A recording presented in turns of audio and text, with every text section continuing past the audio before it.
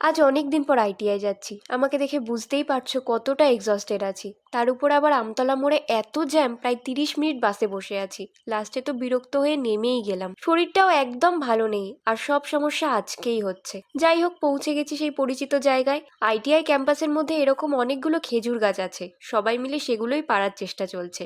আর আমি recording start করেছি দেখেই সবাই এদিকে ওদিকে চলে গেল। এই যে অ্যাডমিট কার্ড পেয়ে গেছি। আইটিআই এর সাথে সাথে একটা শর্ট টার্ম ভোকেশনাল কোর্স করছিলাম, আজ সেটারই এক্সাম আছে। সেই জন্যই আজ আইটিআই আসা। শরীরটা খুব খারাপ লাগছে, তাই এক্সাম দিয়েই বেরিয়ে পড়লাম। কিছু কথা শেয়ার করি এবার। এই কথাগুলো যে বলতে হবে সেটা কখনো ভাবিনি। দাদু আর আমাদের মধ্যে নেই। গত 25শে মে রাত্রিবেলা দাদু ইহজগতের মায়া ত্যাগ করেছেন। এই ধাক্কাটা সামলে উঠতে পারছি না কিছুতেই। বাড়ির সবাই একেবারে বিপর্যস্ত। সবাই প্লিজ দাদুর আত্মার শান্তি কামনায় প্রার্থনা করবেন। বাড়ি চলে এসেছি এখন। আমার ভিডিওগুলো যদি ভালো লাগে প্লিজ লাইক করে দেবেন আর সাবস্ক্রাইব করে চ্যানেলের পাশে থাকবেন। আজ তবে আসি।